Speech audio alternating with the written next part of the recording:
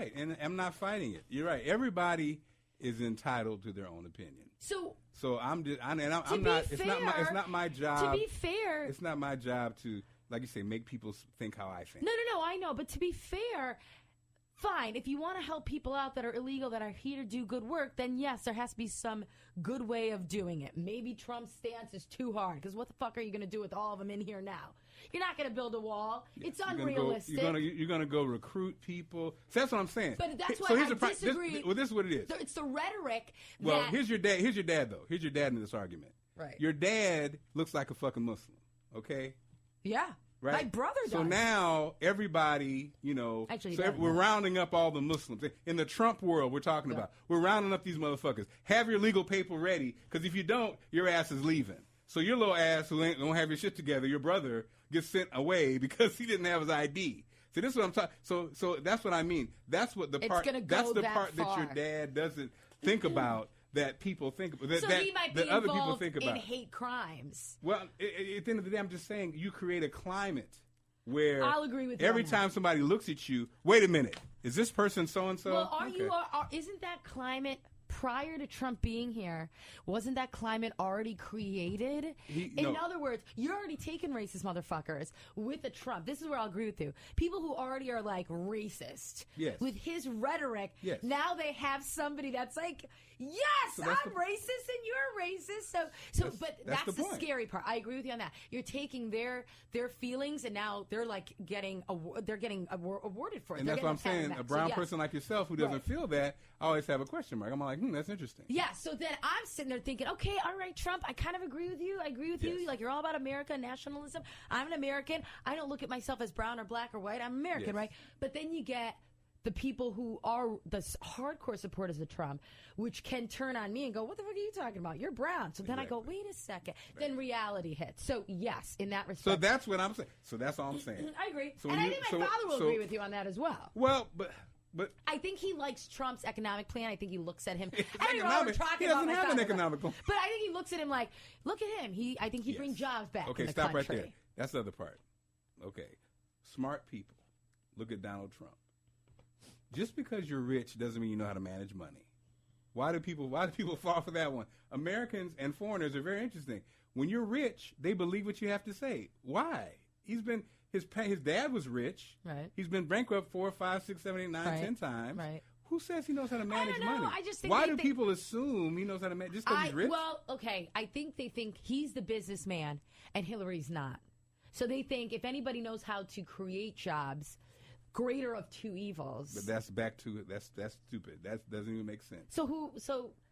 People who make money aren't creating jobs. They're not job creators. They're business people. That could have the potential to create jobs. But I'm just saying, the assumption because somebody's a rich businessman, he knows how to create jobs, that is stupid. Then who do you believe to create jobs if it's not the rich businessman? They're not in the business of creating jobs. Any wealthy man, anybody who's wealthy, who has gotten wealthy, whatever they are, entrepreneurs, whatever, they've all had pitfalls. Yes. You're never going to meet a Mark Cuban who hasn't invested on something that's gone to shit. What I'm saying is, I think it speaks to how stupid the American people are, in that it's like the if-then proposition is not even logical if you really know economics. Most of us don't know economics. Right, exactly. So you look at a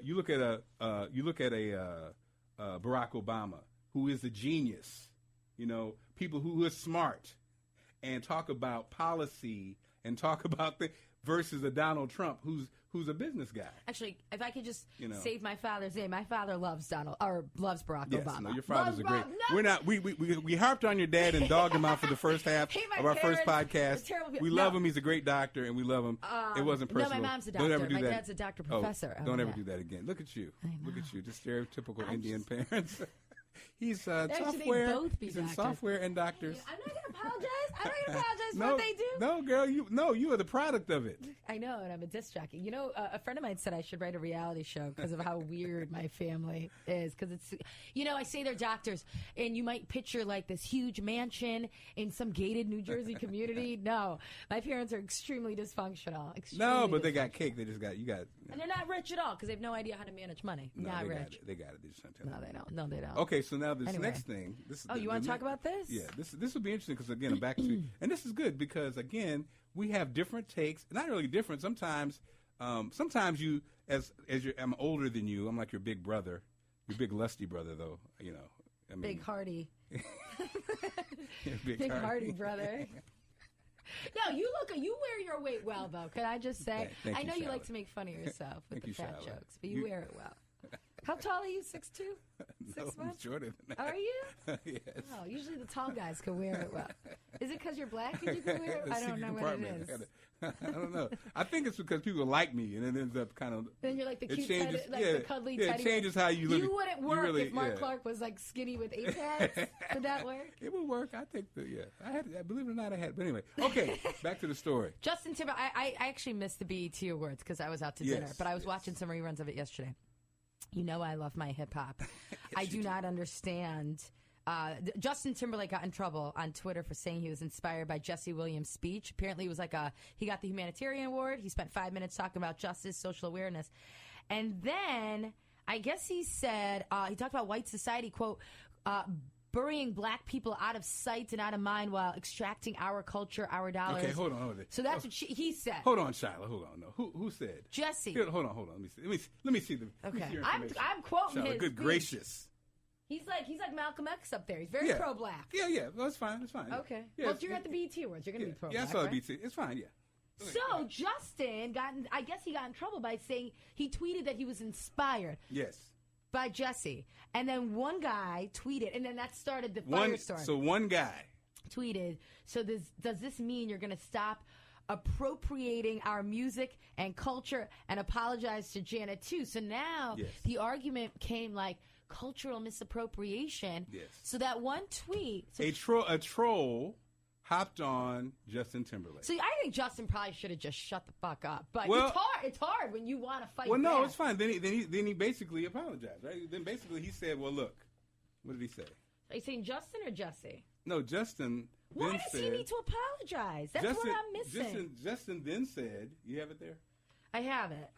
We're two radio He goes, people. "Oh, you sweet soul. The more you realize that we are the same, the more we can have a conversation." Right. Bye. Right. So that's what he says to that troll. And then another troll hopped on and said. Then more people said they started reminding Justin that he wore cornrows back in the day. Yes. Justin tried to explain himself, saying, quote, "I feel misunderstood. I responded to a specific tweet that was meant to be a general response." Yes. I forget this forum sometimes. I was truly inspired by Jesse's speech because I really do feel that we are all one human race. Boom. Good. I like that. And then that was it. That's it. And then started the whole conversation like we're having now. Right. So a troll got Justin. Right. As he was congratulating Jesse for an amazing speech. And this guy's like, who the fuck are you to congratulate? You're a white dude. And so, a troll got him. And then Justin took the kumbaya message. Right. Which is all he could do. I have no problem with anything that Justin Timberlake did. Right.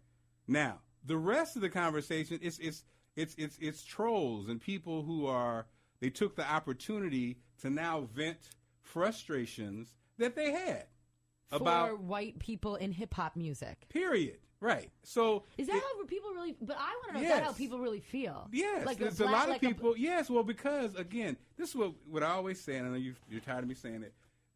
The history in America is the reason why all of these conversations, you can't take anything out of context, because if you know the history, you go, I get where you're coming from.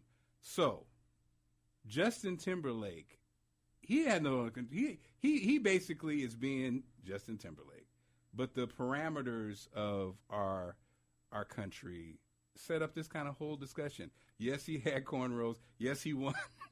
He won Best R&B Artist, I think, from the Grammy, or Best R&B Black radio stations play his music. Not as much as they play other songs. So what happens is, if you happen to be a Justin Timberlake, right, or an Adele, you get all of the fruits that America has to offer. Is it their fault? No. That's my take. It's not. Fruits, it's just, okay, it's they the get fruits that compared to who is not getting the fruits. Compared to black acts. Justin Timberlake and Adele get played on all the formats. a black artist who had the same song, if a black artist did the same song, right. they will not get played on all formats. You think? It's not you think, it's a fact. But like, how do you know if it's a fact? It's a fact. Because it is. Because crossover, when you're a white artist, you can do things that black artists can't do. It's set up that way. That's why you have very few, you don't have like an artist like a John Legend who finally got a little bit of crossover play on his last single. He did. But at the end of the day, it's America. It's America. It's why they had race records. And again, that's what I'm saying. If you know the history, then this conversation is not a foreign conversation. But most people don't know the history. So if you know this is a history that there was a time when race records were called black records, when an artist made a song, then a black artist made a song, the stations wouldn't play it. A white artist had to make the same song, and the stations would play it. So that history, that's why there's always this kind of thing, because it happened before. So I guess what I'm saying is there's this white guilt that a lot of white people will have. And It's fine. It's a part. No. But I think we've gotten to the point where now white people are sick of having white guilt. So that's why you're seeing so much, I think, kind of more, so now you're seeing a backlash. Well, the white guilt piece has nothing to do. That's so what I'm saying is I see something like Justin Timberlake. I'm like, well, can't Justin Timberlake say this without having these black folk, whoever tweeted at him, making him feel bad? But then when you tell me the history, and I'm thinking, okay, that's where they're coming from. It just is. And to I me, guess, but then I'm kind of like, why can't you let the motherfucker go? Like, you can. He wasn't a part of the black and white. He's obviously embraced, and you're right. You're not blaming Adele or he reaps the fruits of it. He reaps the fruits of it. So like you say, if you call it white guilt, you reap the fruits of it. Justin Timberlake can dance and sing like a brother. And because of it, he makes all the money in the world and can do whatever the fuck he wants to do. It's not his fault, but, at the same time, that's why I think he didn't comment, because you reap the fruits of it. If Justin Timberlake is on something versus Joe, it's not, or Brian McKnight, it's not the same. Or even Usher. No, but if you go and play, it's like this. I'll tell you a prime example. Justin has more massive. I'll tell you a prime example. Okay. This we're talking about white guilt. This is why the whole white guilt or whatever is BS, because it's crazy. White people, they shouldn't have white like guilt, the BET Awards. I'm just saying. BET Awards, a whole bunch of white people be like, the BET Awards, it's only for black people. I shouldn't go. It's like, what are you talking about? Most everything that is black, you say BET Awards, you call it black colleges or whatever. Right. White people are welcome to come and have a great time, and they're there. Sure. But white people always make a big deal out of the black thing. Meaning saying not to have No, they'll be like, it seems, why is it only the black? What about the white? No, because you're not inclusive of other people. When you have your white awards. Exactly. And so that's the same thing like you say, the white guilt thing. It's like their dynamics that, it's always like a certain sensitivity. Like this is really a story and a non-story to me. I'm not surprised by what happened. Right. But at the same time, it is what it is based on what we have going on. I think the race in America is always there. And you're right. The appropriation now it's a tough call because, again, based on the history, everything's based on the history. So if you see white kids, hip hop wear, we talked about hip hop wear. Right. You see white kids with their hat to the back and their pants sagging and an outfit on at the mall. It's different than a black kid with the same outfit. I'll agree with that. And so I'm saying I still think they're both looked at like a little like, who's this stuff? The one may die. The one's not going to do very well with it versus the other one. So that's what I mean. They're in a predominantly white community. Right. So I think that's what at the end of the day. So and then you get an Indian who does that. They just think they're just like, look at him trying to be black. Yes. They just leave them alone. And so and again, I'm not mad at white people or anybody who's like, that's fucked up about I think it is too. I mean it's fucked up that he got the rash of comments. Yeah, I think it's like messed up too. I think it's messed up too. But here's the other thing. Yeah. Justin Timberlake though. Remember when Justin Timberlake and the Janet Jackson thing, right? What the guy was mentioning? Yeah. Justin, he did take the bitch move though. Like I forget that. So basically, I forget it. Super Bowl. There's this reveal. Right. Now I think, but I always, Who got the blame? Janet got the blame, or Janet Justin got the blame, and Justin stepped his ass away from it. How? Remind me how. Like that happened. Was like, I don't know what happened. I don't know anything. I think there was going to be a reveal, and Janet. I think that like the bra stuck, and they pulled.